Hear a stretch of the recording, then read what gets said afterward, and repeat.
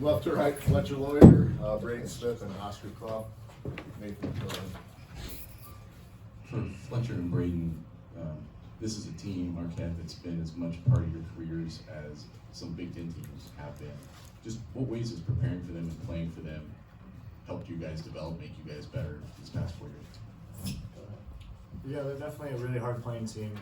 Shark Smart does a great job getting them ready to go, guarding really well. Obviously, those first couple years, those teams were really elite with Kolek and Cam Jones, but you got to be prepared for their pressure and how they're going to heat you up, but great program. I mean, yeah, just kind of like what you just said. You kind of know what you're going to get going into the game every time you play them because they're going to play hard and they do it the right way. And I think once we get into those games, we understand that they're pressure. I think that's just really the biggest takeaway that we get to learn, and then obviously playing a different style of basketball with a team that can guard. Oscar, you go 9 for 9 from the field today. Just how much more comfortable do you feel now compared to the start of the season in the system?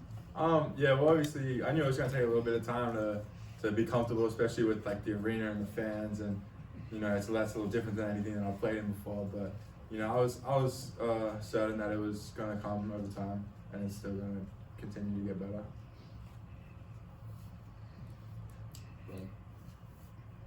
Fletch, it seemed like you were hyper aware of finding Oscar at the ring in transition. Just how kind of aware were you of the possibility that he'd have a smaller guy on him right in prime position? Yeah, smaller guy or not, they played one-on-one in the post, and with that, I'm confident in Oscar and Trey and Dan to go score on them. So if I see their numbers and I see them with a target, I'm going to try to feed them. Oscar, can you kind of describe how you become a great rebounder outside of just being 6'11"? Because I think there's a lot more that goes into it than just being tall, and you kind of exposed them today, having a little bit of a size advantage, but this is becoming pretty routine for you this year. I like to think it's just playing harder and wanting it more and doing my job kind of as much as I can, as best as I can. Braden, do you feel other teams kind of get worn down by Oscar, Trey, Braden, and Daniel, just the physicality you guys have down low? Yeah, I just feel like they don't have a whole lot of answers because I think we have a very talented guard group, and then if they're guarding us the way that they do, and then they can't stop everything. So I think for us to give them the ball and how talented they are down low, like it makes one, our job so much easier, but two, makes their job so much harder because they can't do everything. They can't stop us out on ball screens, can't stop the post, because then they're gonna have to double at some point, or else they're gonna score every single time. So. Braden, what's fueled kind of the defensive energy and attention to detail since halftime in the Minnesota game? You guys have been really good. Yeah, I think it's taken me 4 years to realize to start playing harder on defense. But no, I just felt like definitely the Minnesota game. I felt like we were. I said it before, just coming out a little, I don't even know, just not how we should. And I think as one of the guys on the team that people look towards, you got to figure out a way to get the energy going and get guys picked up. So what I was trying to do was just guard the ball, and I'm obviously capable of doing that. And it's just me being consistent with that and doing that every single game. So that's just what I'm trying to do because one, it helps our team out, and two, it's a lot more fun when we're getting steals and pushing transition. Braden, I know there's a lot of milestones, a lot of stats that come up. What does it mean to you to be one of two guys with 1,500 points, 850 assists, 550 rebounds? You're not gonna like it, but nothing.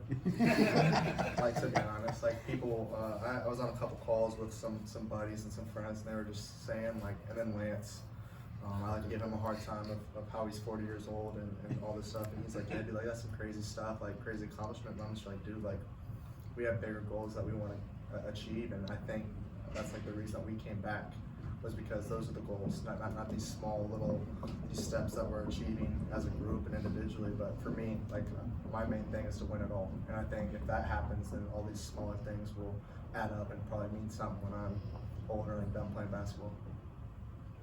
Fletcher, about a third of the way through the season, you're a senior. What are you kind of taking from this season and as it kind of progresses?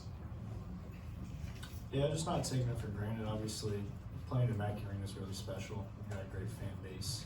like the other day, I was telling the guys our energy was kind of low at shoot around and practice, and was saying like we got a great opportunity here. We get to play on a top team in the country for one of the best coaches in college basketball and in front of some of the best fans in college basketball. So if you're not excited about that, man, I don't know what gets you going. So I think just taking advantage of everything and really embracing these moments with these guys. Fletcher, what impact are you feeling, if any, right now, psychologically on games with where you guys are offensive rebounding and just kind of the relentlessness of that and what it means for the other team? Yeah, I think about it defensively, and if a team continuously gets offensive rebounds, it just demoralizes you. You play really good defense for the whole shot clock, and then you get a new fresh 20 seconds. So if we can do that to other teams, it's especially throughout a long season, it's demoralizing. We're gonna keep bashing them. Fletch, just how does the new NBA continuation rule change the way you attack the basket? Well, they call a foul. Depends on that. But, I mean, no, if you are driving in, you're getting fouled, you might as well toss it up there. So.